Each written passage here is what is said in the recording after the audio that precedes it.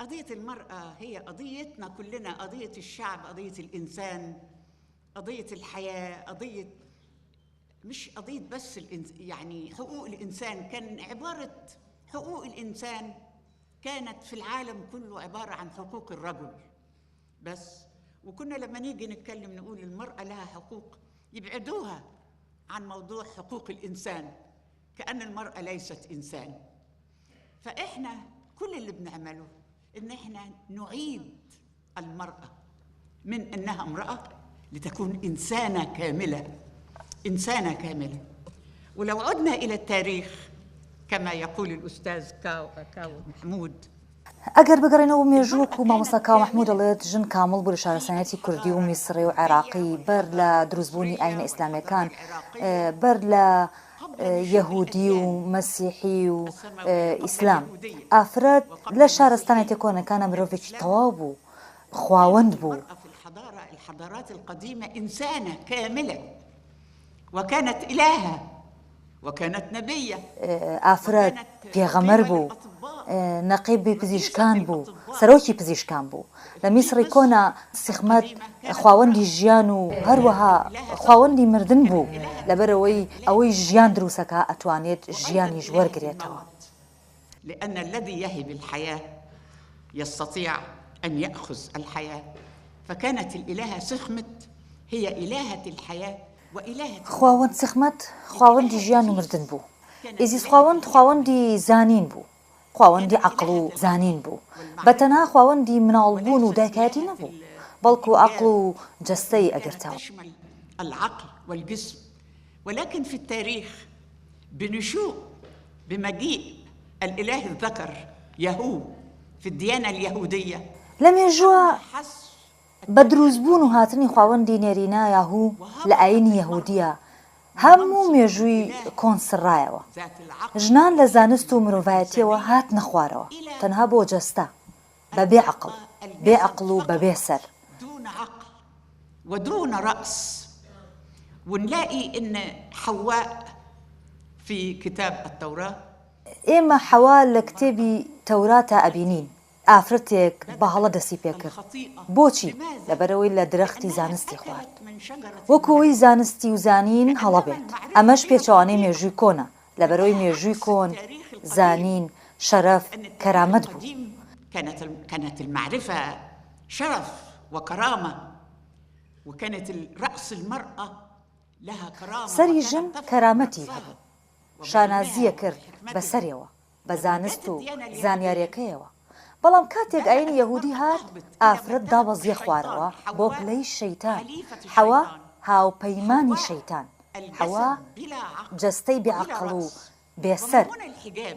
لێرەوە داپۆشین واتە زۆرینەی خەڵک من سرم سۆڕامێنێت ژن و کچانی ئیسلام باڵاپۆشن لەگەڵ ئەوەی کە باڵاپۆش لە ئیسلامان نییە.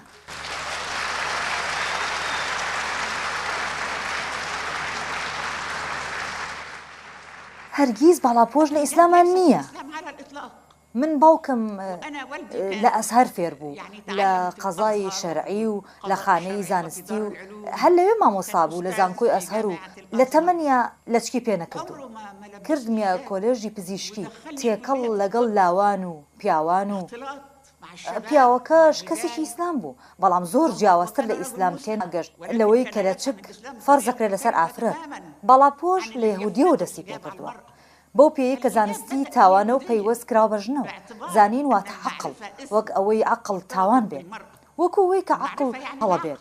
ئەوەش پێچەوانەی مەنتقە، بەڵام چۆن ئەو ئاینانە دژی مەنتق ئەوەستنەوە و دژی عەقڵ و پاشان دژی ژن. يعني كيف تأتي هذه الأديان ضد المنطق وضد العقل وبالتالي ضد المرأة؟ ومن هنا لما مهم قوي أن ندرس التاريخ عشان نعرف يبقى عندنا سند نرتكن إليه. لأن في كتير يقول لك التاريخ في بلادنا بدأ لێرەوە زۆر گرنگە مێژوو بخەنینەوە لەبەرەوەی شتێکمان هەبێت، شتی پێ ببەستین. هەیە ئەڵێ مێژوو لە وڵاتەکەمانە لە ئیسلامەوە دەست پێکات. ئەوە ڕاز نییە. ئەگەر بین باسی میسر بکەین ئەبێت کە مێژووی میسر لە فەتحی ئیسلامیەوە بۆ میسر دەست پێکات. بەڵام چۆن وایە؟ مێژوویەک هەیە پێشەوە شارستانێتی کۆنەکان سروشتیمان پێبەخشن بۆ ژنان و بۆ پیاوان و فکر و ڕێزگرتن عەقڵ و فکر کاتێک وا دانراوە ئەوە هەڵەیەک و پێویستە سزا بدرێت و وا دانراوە کە جەستێکە بێسەر سەری لێکراوەتەوە بەڵام لە بری ئەوەی لێکەنەوە دایان پۆشی داپۆشین وەکو لێکردنەوە وایە واتە کاتێک من سرم داپۆشم واتە سرم لێکەمەوە واتە عەقڵم ڕەتەکەمەوە يعني بالغيها إلغاء على طول حينما أغطي رأسي أنا ألغي رأسي يعني ألغي عقلي فإحنا لازم كشعوب ئێمە وەکو میلەتان زۆر بەمان ئیسلامی پێویستە ئەوە بزانین ژنان بە تایبەتی هەڵە خەڵەتێنرێن لەبەرەوەی کچانێکی زۆر لە میسر زۆر بەداخەوە لە سەردەمی ساداتەوە کچانی بچووک لە قوتابخانە سەرەتایی و ئامادەیەکانە لە چکیانەکە هەیە لە نێوانیانە پەچا پۆشێ تەنها دوو کونیتیای بۆ چاوەکانیان لە قوتابخانەکان ثانوي بيلبسوا حجاب وفي منهم بيلبسوا نقاب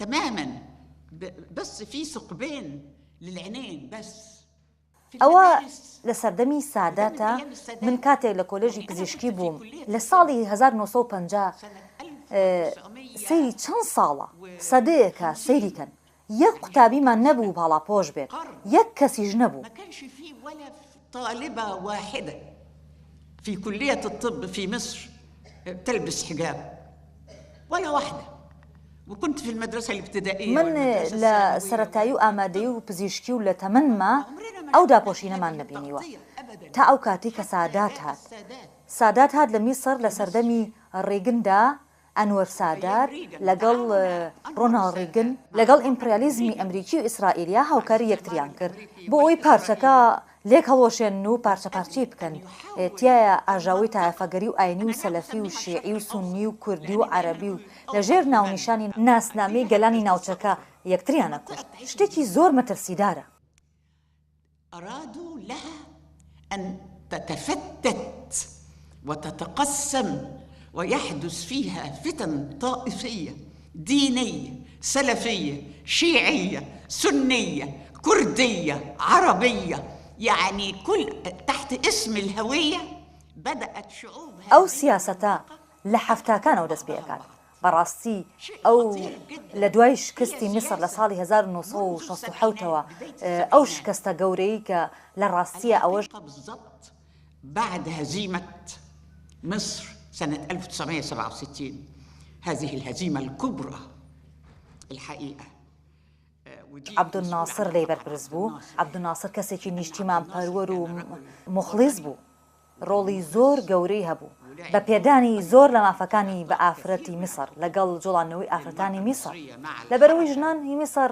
لە سەردەمی 19ەوە خەباتەکەن شۆڕشی 52 هات و پاشان عەبدولناسر شتێکی گرنگی نیشتیمان پەروەرانەی پێشکەش کرد لەوانە خۆماڵیکردنی کەناڵی سوئیس و بەڵام هەڵەی کرد بەهۆی سەرکوتکردنەوە نەدانی ئازادی بەبیرکردنەوە عەقڵ هەرگیز سۆسیالیزم و دادپەروەری کۆمەڵایەتی نابێت ئەگەر ئازادی نەبێت لەبەرەوەی ئازادی زۆر گرنگە لەژێر ناوی دادپەروەری و سۆسیالیزمە ئازادی ولا ئەنێن و ئەمە سەرکوتکردنە لا يمكن يبقى في اشتراكية ولا يمكن يبقى في عدالة اجتماعية ما دام ما فيش حرية لأن الحرية مهمة جدا جدا يعني تحت اسم العدالة والاشتراكية يلغوا الحرية ويبقى في استبداد وده غلط ئەوەش هەڵەیە لە ڕاستیە من کاتێک لە میسرم و میسریش کاتێک باسی جوڵانەوەی ژنانی میسرە کرێت من هەموو ئەژیم و هێشتا نەمردوم و ناوم هەمووی هەر پیا و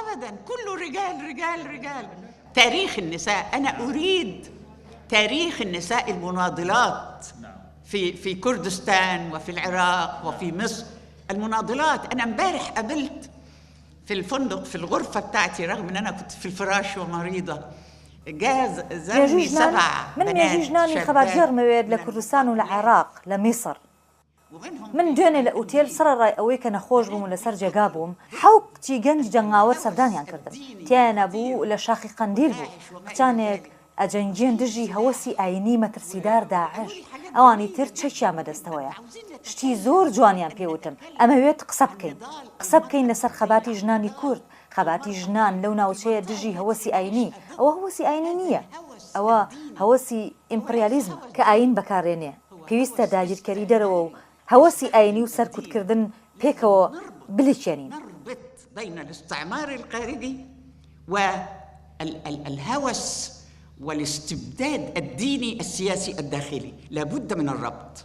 تفضلي يا هلال. فرموا هلا خان يان فرموا جنابه. طيب أنا قضية تواجدي أيضا في هذه الندوة هو تأكيد بأنه في كردستان من مەبەستی ئامادەبوونم لەم سیمینارەدا مەبەست ئەوەیە کە کێشەی ئافرەت لێرە کێشەی کۆمەڵگایە، تەنها کێشەی ئافرەتان خۆیان نییە، ئەوە کێشەی جۆرێک لە یەکسانی جەندەریە، هی ئافرەت نییە بەتەنیا، بەڵکو پێویستە پیاوان بەشدار بن کە بڕوایان بە یەکسانی و دادپەروەری کۆمەڵایەتی لەو کێشەیەدا هەیە و بۆ بەردەوامیدان بۆ مەسەلەیە.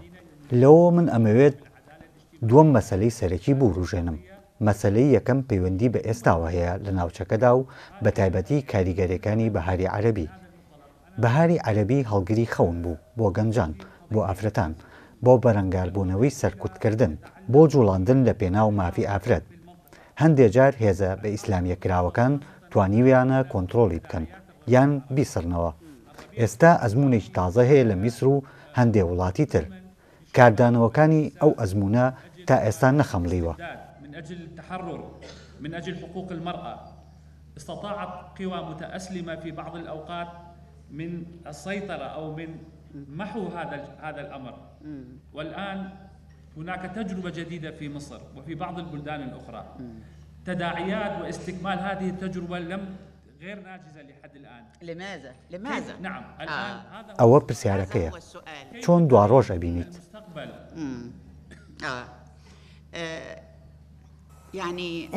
من یەکەم جارە کە ئەتان بینم، لەوانەیە کۆتا جاریش بێت.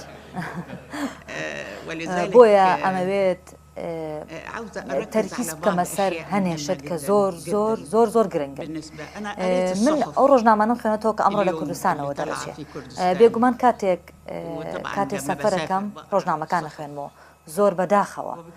ئەمەوێت بڵێم ئەوانەی لە میسر لە ڕۆژنامەکانە نووسرێن لەوەی ئەوانەی کە لێرە و لە سووریا و عێراق و جیهان ئەوروپا و ئەمریکا، ئێمە یەک جیهانین، ئێمە وەکو میلەتان عەرەبی، کوردی، هەرچێکی تر ئێمە لە دوای دواوین.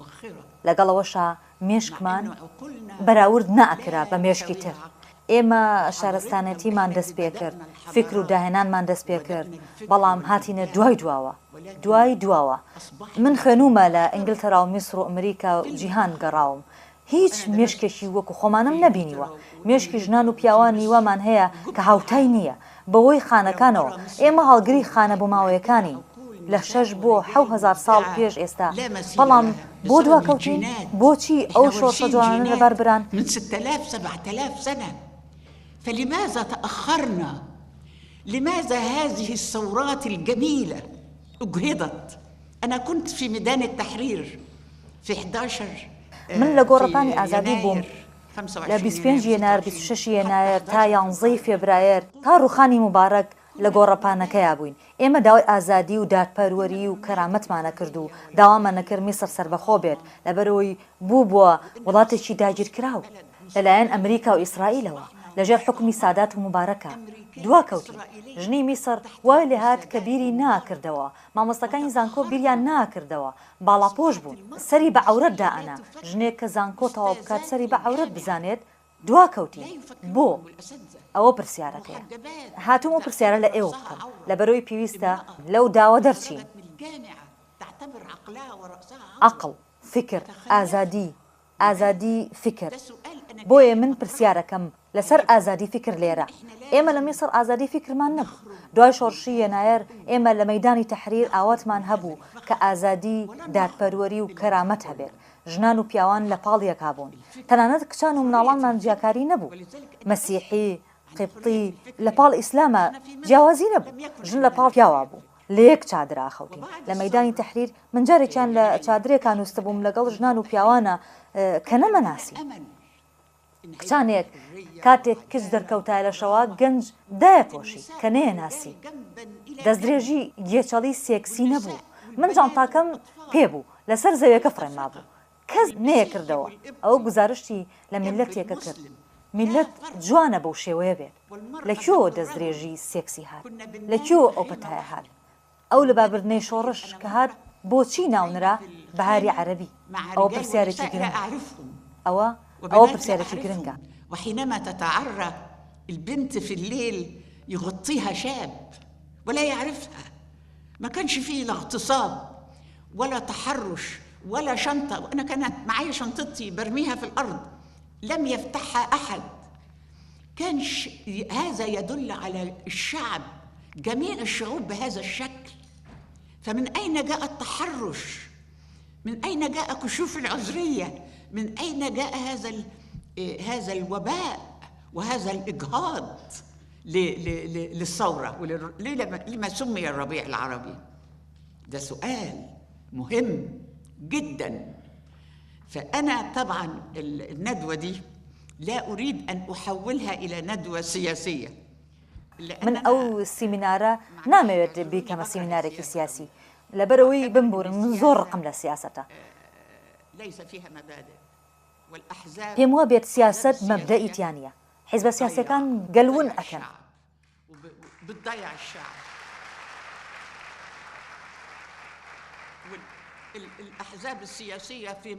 حیزبە سیاسیەکان لە میسر ونیان کردین. دوای ئەوەی ئێمە لە مەیدانی تەحریر بووین لەسەر شۆستەکە دانیشتە بووین، سەرکردە سیاسیەکان لە پشت ئێمەوە چاوپێکەوتنیان سازە کرد لەگەڵ تەمتاوی و مەجلیسی سەربازی. ئێمە لە گۆڕەپانەکە دانیشتە بووین، ئێمە لەگەڵ پیاوانی مبارەت کۆنا بووینەوە، پیاوانی حیزبە کۆنەکان و حیزبە تازەکان کە بە خێرایی دروستکران دوای شۆڕش خیانەتیان لە شۆڕش کرد، ڕۆشتن هاوکاری ئەوانەیان کرد کە حکمی وڵاتیان نەکرد.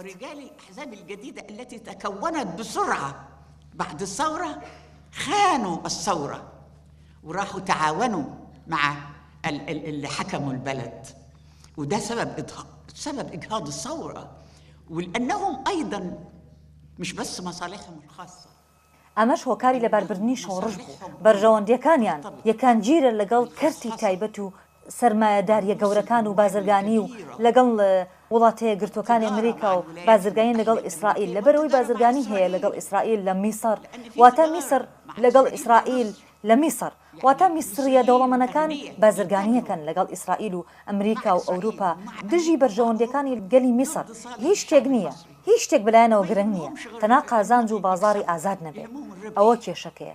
کێشەکەوەیە کە ئێستا لە میسر ئەو کێشەیەیە کە لە نێوان سەرمایەداری گەورە و گەل کە ئەیانەوێت دەست بگرن بەسەر دادپەروەری و کۆمەڵایەتی و ئامانجەکانی شۆڕش. ئەمە کێشەکەیە. کێشەکە ئەوەیە ئێستا زۆر بەداخەوە حیزبەکانە چونە پاڵ سەرمایەدارەکانەوە. من نازانم ئێرە چۆنە جەنابەت یان جەنابەت لێرە چی ئەگوزارێت؟ ماذا يحدث هنا؟ طالما ان البحث السياسي انفتح لەبەرەوەی باسی سیاست کرایەوە جەنابتان ئەڵێن باسی سیاست ناکەین، بەڵام ئایا سیاست نییە کە ژیانی کۆمەڵایەتی و ئابووریمان ڕێگەخات؟ مەبەست هەموو سیاسەتێکە یان چ جۆرە سیاسەتێکە؟ هل تعنينا كل السياسات أم أي نوع من السياسة؟ لا السياسة كل حاجة سياسة. أنا بتكلم عن السياسة احتراف السياسة كمهنة. هەموو شتێک سیاسەتە. من باسی سیاسە دەکەم وەکو پیشەیەک، وەکو پزیشکی پیشەیە. هەنێ دکتۆر هەیە پیشەی پزیشکیەکەن بۆ ئەوەی کە پارەیان دەست بکەوێت. خوایەکرد نەخۆشەکە ئەمرد، خەڵک هەیە لە ناو حیزبەکان کاری سیاسە دەکەن، خوایەکرد گەلەکە ئەمرد. بەو شێوەیە. ئەمە سروشتی سیستمی چینایەتی باوکسالاری سەرمایەداریە. هەموو پیشەیەک خزمەتی پارە بکات، خزمەتی گەل ناکات. ئەمە نهێنی ڕەخنەمە لە پیشەی سیاست بازرگانیە. سیاست و بازرگانی پزیشکی بازرگانیە. من ئەمەوێت قسەتان لەگەڵا بکەم، ئێوەش دوایی بە ئارزوی خۆتان قسە بکەن.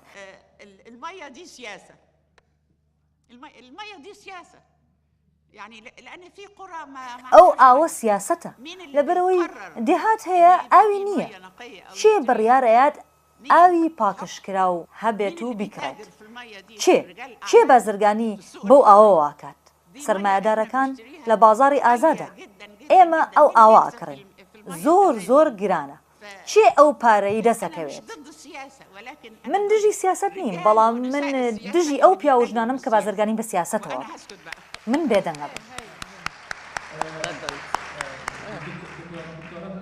تۆ پرسیارێکی گرنگت کرد. چی لێرە ڕوەدات پێویستی بەشیکردنەوەیشی درێژ هەیە بەڵام لە چەند دێڕێکدا ئەگەر باسی مەسلەی ئافرەت بکەین ئێمە لە کۆمەلگایەکی کاربەڕێکردین ئێمە پێویستمان پێیەتی ئامانج لە پرسیارەکە بۆ چوونی تۆر بگرین ئێمە لە کۆمەلگای کاربەڕێکردین لەم جۆرە کۆمەلگایانەدا پەیوەندیە باوەکان و پەیوەندیە شارستانیەتەکان لە چێشمە چێشمدان و دژبەیەکن لە ماوەی ڕابردوودا ئەوەی پەیوەندی بەژنەوە هەبووە سلبی نەبووە ئێستا نا چەندین ساڵە بەشدارن لە خەباتی چەکداریدا لە پێناو ڕزگاربوون و دیموکراتیەت و لە پێناو مافەکاندا دوای ڕاپەڕین زۆر شتی کردووە بەشداری کردووە لە پەرلەماندا و بەشداری کردووە لە دادوەریدا و ئێستا هەندێکیان لێرن بە بەشداریان و بە هەوڵیان توانیویانە زۆر لە یاساکانی باری کەسێتی بگۆڕن کە ئەشێت ئەوە تمۆحی هەندێک کەس نەبێت کە لایەنگیری یەکسانین توانیویانە یاسایەک دەربکەن بۆ بەرەنگاربوونەوەی توندوتیژی خێزانی کە یاسایەکی بوێنەیە بەڵام لە جێبەجێکردنیدا کەم تەرخەمی هەیە بۆ نمونە لە دەسەڵاتی دادوەریەوە ئەوە کۆمەڵگای دژبەیەەکە تۆ بەهۆی ئەو خەباتە بەردەوامەتەوە کە بند کراویت کە سەرکوت کراویت هەروەها چالاکوانەکانی ژنان کە لێرن ئەوان توانایەکی گەورەیان هەیە بۆ بەرەنگاری ئەوان تا ئێستا بەرەنگاری ئەەکەن زۆریان ئێستا لە غۆڵەکەدان چۆن ئامۆژگاریان دەکەیت وأنت من خلال نضالك الطويل تعرضت للسجن وتعرضت للاضطهاد وللعسف أيضا وأيضا الناشطات النسويات هنا هم لديهم قدرة كبيرة في التحدي والآن لا يزالون يتحدون الكثيرون منهم موجودات في القاعة يتحدون نحو المزيد من التمدن كيف تنصحينهم؟ أنا أولا مدام أنتم موجودين هنا أود أن أسمعكم من يكم جار إيولي رأمدن أمويد جملة هامد لبروي من أموشغاري هيش كسيناكم من دجي أموشغاري إيما ليكتر في ربين من هو كاري هاتنم كاتيكا هلالا بيوتم خلقشي زور بيوتم مرو أربيل ليه أدريت داعش لأربيل يعني أو روجيك هاتم هوالك هبو كداعش لهوليرة يعني بلا من سوور بووم لەسەرەوەی کە بێم بۆ ئێرە بێگومان یەکەم جارمە بێم بۆ ئێرە بە تایبەتی ئەمویست جەنگاوەرە ئافرەتەکان جەنابەت ئەڵێت جەنگاوەرەکان لێرن من ئەمەوێت ئەو کاتی کە ماوە گوێمان لێیان واتە گوێمان لێتان بێت لە یەکترەوە فێر بین واتە ئەو جەنگاوەرانەی کە لێرن چۆن بوون بە جەنگاوەر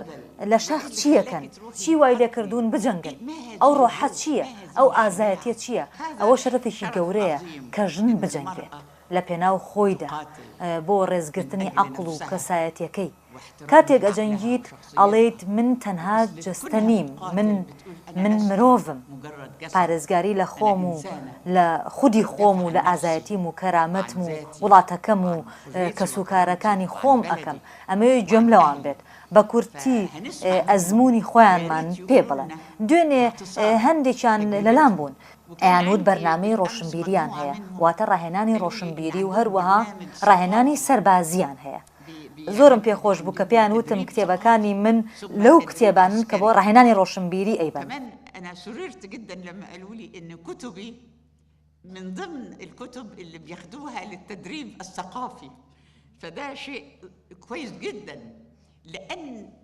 الواحد لما يمسك سلاح ئەوە شتێکی زۆر باشە لەبەرەوەی کە ئافرەتێک چەک هەڵەگرێت و عەقڵی نەبێت بە هەڵە ئەی پێچێت پێویستە کەسێک یەکەم جار عەقڵی هەبێت بۆ ئەوی بتوانێت چەکەی ڕۆبەڕووی دوژمنی ڕاستەقینەی بکاتەوە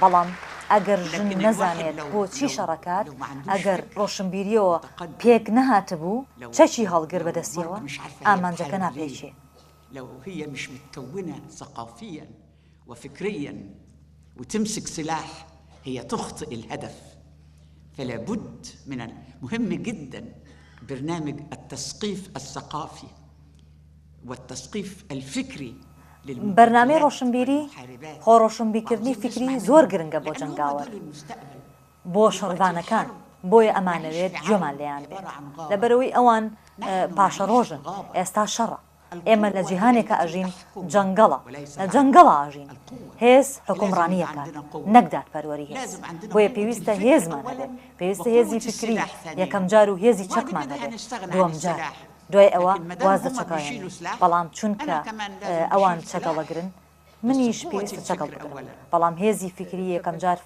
فەرمو هەڵاڵە ئەوێت شتێ بڵێت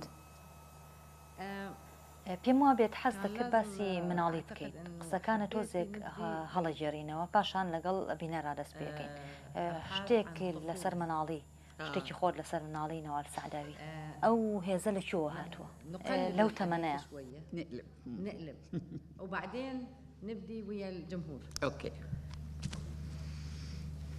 شيء عن طفولة النوال السعداوي ومن أين جاءت القوة والطاقة؟ واتا باسی تەمەنمان لەگەڵاکەی دوای 80 ساڵ واتا من 80 ساڵم تێپەڕانەوە. أنا تجاوزت 80 عاما.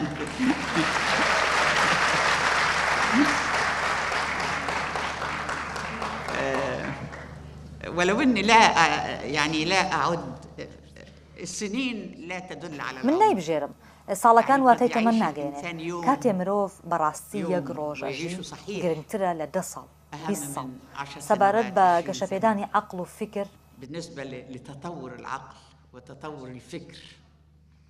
فهلالة بتسألني عن طفولتي. هەڵاڵە پرسیارم لێ کات سەبارەت بە مناڵیم ئێوە هەمووتان لە هۆڵەکە من زۆر باش ناتان بینم ئێوە زیاترم بینن هۆڵەکە تاریکە من کاتێک قساکەم حەزەکەم خەڵک ببینم ناتان بینم بەڵام پێم وا بێت نیوەی هۆڵەکە ژنانە و نیوەکەتری پیاوانە. نساء ونصفها رجال مش كده؟ تقريبا النصف نساء والنصف رجال. يمكن كل واحد فيكم أو كل واحدة فيكم تتذكر الطفولة. ئەشێت هەمووتان مناڵیشتان بیر بکەوێتەوە من ئافرەتێکی ڕۆمان نووسم کارەکەم داهێنانە من وانەی ڕاهێنان و پەیوەندی بەیاخیبوونی شۆڕشەوە ئەڵێمەوە داهێنان لەکوێیەت لەکوێ شۆڕژێت لە مناڵیەوەیەت واتە من کاتێ مناڵ بووم شۆڕژگەر بووم کێ شۆڕژە کوژێت لە مناڵە دەسەڵات لە ناو خێزانە باوک دایک خاڵ مامۆستا هەمومان کە لە دایک ئەبین داهێنەری واتە ئەوەی لە هۆڵەکەی ژنانیش و پیاوانیش کە لە دایک بوون داهێنەر بوون لە دایک بوون بە خانە بۆ ماوەیەکانی داهێنان و شارستانیەتی کۆنەکان و لەبەرەوەی کاتێک دراسەی گەشەکردنی مرۆڤ گەشەکردنی عەقڵەکەن هیچ شتێک ون نابێت هەموو شتێک هەموو فکرێک لە 6,000 ساڵ لە 20,000 ساڵ لە 1 ملیۆن ساڵەوە لە هێما بۆ ماوەیەکانەوە ئەمێنێتەوە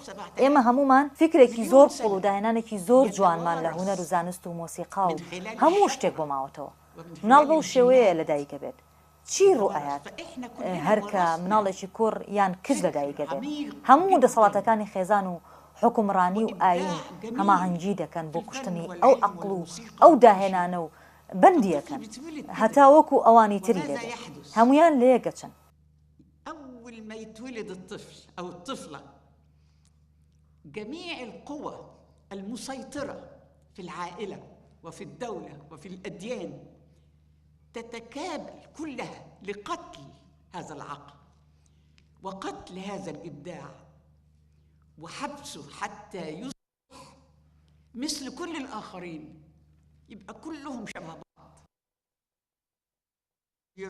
بە هەمان شێوە بدوێ بە هەمان شێوە باوەڕدار بیت ئاین بۆ ماوەیە ئێمە هەمومان هەموو هۆڵەکە ئیسلامین یان مەسیحین یان یەهودین یان قبطین هەمومان دینمان بۆ ماوەتەوە من بووم بە ئیسلام لەبەرەوەی باوکم ئیسلام ئەگەر باوکم مەسیحی یان قبطی یان یەهودی بووایە بۆ منی ژەمایەوە ئەوترێت دین بۆ ماوەیی بەتاڵە واتە هەموو ئاینەکانمان بەتاڵە. الدين بالوراثة باطل الدين بالوراثة باطل يبقى كل التدين بتاعنا باطل.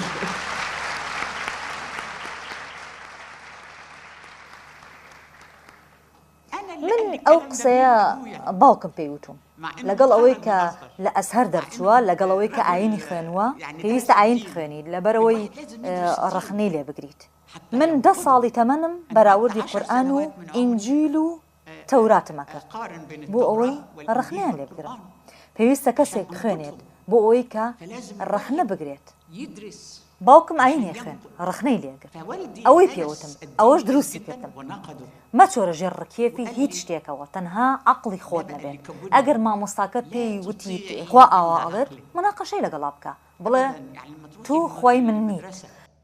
والمدرس بتاع الدين يقول لك ربنا قال لك كذا ناقشيه وقولي له لا انت مش ربنا لازم انا افكر. جدتي اللي هي ام والدي كانت فلاحه داپیرم دایکی باوکم جوتیار لە لادێ جەنگاوەر بوو لە لادەیەکە بەدەستی خۆی کاریە کرد. شۆڕشگێر بوو دژی ئاغا و دژی ئینگلیز سەبارەت بە دین شتێکی زۆر گرنگی فێرکردن لەبەرەوەی قورئانی ناخوێنەوە. ئێوە زانن چەندین ملیۆن کەس لە لادێکانە خوێنەواریان نییە لەبەرەوەی نەڕۆشنەتە قوتابخانە ئەویش نەڕۆشتووە قوتابخانە لە تەمەنیا کتێبی نەخوێنبووە. هانی جوتیارەکانی ئەیا دژی ئەمدە و ئینگلیز لەبەرەوەی کە دزیان لێکردن ئەو ئیشیە کرد هیچیان نەبوو هەموو بەروبوومێکیان ئەڕۆژ بۆچێ بۆ ئەمدە و پاشەکان بۆ شافاروق و پاشان بۆ ئینگلیز لۆکا ڕۆژ بۆ مانچستەر ئەو کاتە میسەر لەلایەن بەریتانیا داگیر کرابوو. نەنکەم جوتیارەکانی هەڵەگەڕایەوە دژی ئەمدە و بەرامبەریانەوەستا بە باڵا بەرزی و هێزەوە قورئانێ بەدەستیەوە بوو. ئەیوت ئەمدا تۆ بە قسەی خوا ناکەیت لەبەرەوەی تۆ دزیمان لێ عارەقی ناوچەوانمانە بیت. ئەویش ئەیوت تۆ نەزانیت تۆ چۆن نەتوانی قورئان بخوێنیتەوە تۆ قورئانت خوێنەوە. ما بتعملش بكلام ربنا لأن أنت بتسرقنا بتاخد عرقنا. فهو يقول لها أنت يا فلاحة يا جهلة أنت تعرفي ربنا أنت ما قريتي القرآن. فشوفوا بقى الحكمة سيري ئەو زانی نەکەن زانینی ژنێکی لادێیی کە خوێنەواری نییە بەڵام هەڵگری بۆ ماوەی خانەی زانینە. پێی ئەڵێت چی؟ پێی وتی خۆی ئێمە قورئانە خۆی ئێمە لە چاپخانەکانەوە دەرەچێت پێی وت خۆی ئێمە کتێب نییە لە چاپخانەکانەوە دەرەچێت.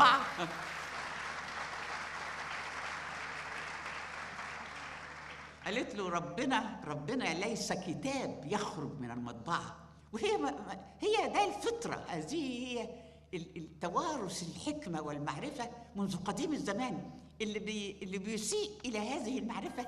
أول ما نوي زانينا لخانكانا أنا جدتي كانت أكثر وعيا من اللي دخلوا لكونوا أوي كزانين تيجيات قطعخانة مننكم زور هوشيارتر بو لواني كروشن بيرن لواني كروشن تقطعخانة وزانكويان طاو كردو لبروي فيربون لقطعخانة يارمتي قلنايات أو جورة فير كردنا هاوكاري حكومة كانت ئامانج لەو فێرکردنە خزمەتکردنی حکوومەتە لەبەرەوەی دەرچێت و بێت بە فەرمانبەر بۆی وەکو کۆیلێک بەکارمان بێنن. من لە ئەمریکاوە نەموتوتەوە ڕێمی ئەمریکی هەرو شتاکات گەلی ئەمریکی وا لێکات بیر نەکەنەوە بۆ زانیاریتان گەلی ئەمریکا زۆر نەزانە قوتابی میسرەکانم زۆر زیرەکتر بوون لە قوتابی ئەمریکیەکان زۆر کەمیان نەبێت کە داهێنانیان هەبوو ئەوانیانە برد و تەنها بۆ داهێنان دایانەنان بەڵام زۆرینەی هەر زۆریان کۆیلە بوو کۆیلەی سیستمی چینایەتی باوک سالاری سەرمایەداری بوو.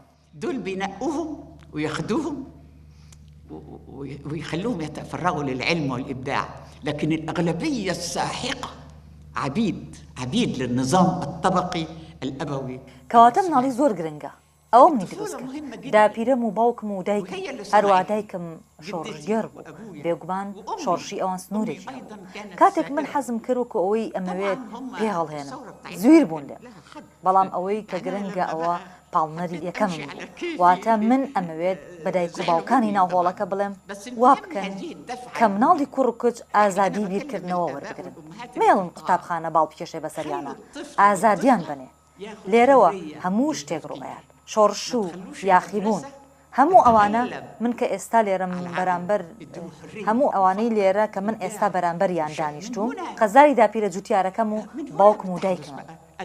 كل الحاجات الثورة والتمرد وكل ذلك فأنا مدينة مدينة بأن أنا موجودة هنا أمامكم وبتكلم هكذا لجدتي الفلاحة وأبويا وأمي.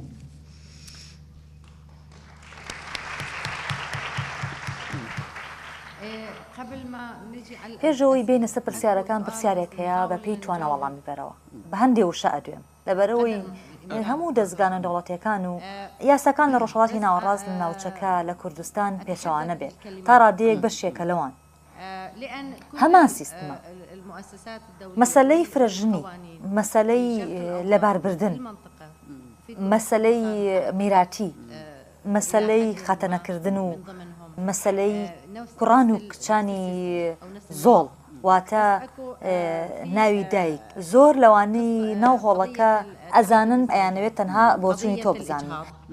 قضية الميراث وقضية ختان قضية الأبناء والبنات الغير الشرعيين. اسم الأم يعني. اسم الأم. إذا نحاول نجاوب ولو كثير يكون بس أعتقد الجايين للقاعة قارين وعارفين رأيك فقط. بسرعة بس أنا عايزة أقول فاضل وقت قد إيه عشان فاضل ساعة؟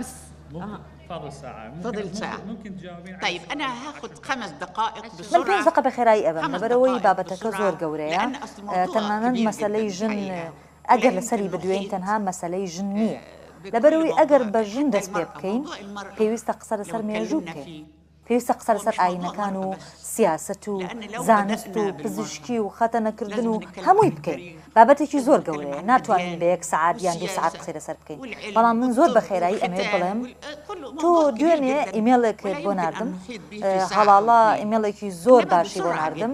أنا عايزة أقول أنت بعتي لي إيميل امبارح هلالة بعتت لي إيميل كويس جدا عن إنكم هنا غيرتوا كوباني. أيوة كانت كوباني. قولي لهم يعني بعتت لي إيميل مهم جدا.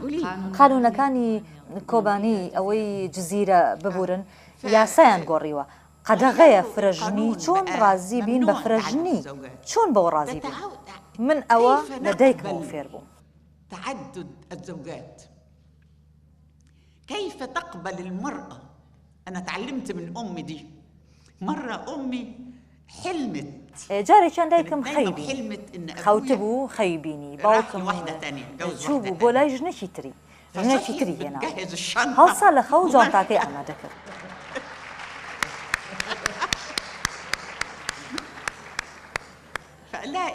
ڕۆژ باوکم وتی زەینە بۆ کوێچی وتی من دانانیشم چی تۆ ژنێکی تری هێناوە من خەوم بینیواتە ڕاستە دایکم ڕەتی کردەوە لەگەڵ باوکمان بژی ئەگەر ژن بێنێ لە خەویشیە أن تعيش مع أبويا إذا تزوج واحدة في الحلم فما بال أنا طلقت من سێمێردم تەلاقاوە عملت الطلاق ل3 أزواج.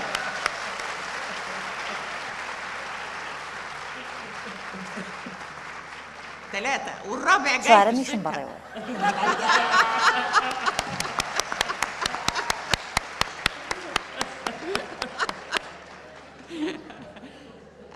عاوز أقول المرأة النساء ئەمەوێت بڵێم ژن ئافرەتان هاوسەرە ژنەکان لە ترس و دڵە ڕاوچیە ئەژین و لە تەلاقە ترسن لەگەڵەوەی تەلاق لە دەرپەڕینەوە ئازادی کەرامەتەوە هاتووە بەڵام ژن کەرامەتی خۆی و ئازایەتەکەی ونەکات لەبەرەوەی لە تەلاقە ترسێت مێردەکەی ڕوات 1 ژن 2 ژن 3 ژنی تر بەسەردایەنێت کە لەگەڵیەتی کۆیلایەتی ئابووری و سەرشۆڕیە ئەو یاسایە کە لە کوردستانە دەرچووە شتێکی زۆر باشە من دەستخۆشی لەگەلی کوور دەکەم کە ئەو یاسایی دەرکردووە. اللي خرج من كردستان ده شيء مجيد وأنا بأحيي أو الشعب الكردي اللي خرج هذا القانون. خرج القوانين مثل ما شرحناه في اليوم هم من جزيرة من كانتون كوباني اللي المقابلات ئەو یاسای لە کانتۆنی کۆبانیەوە دەرچووە لە ئافرەتە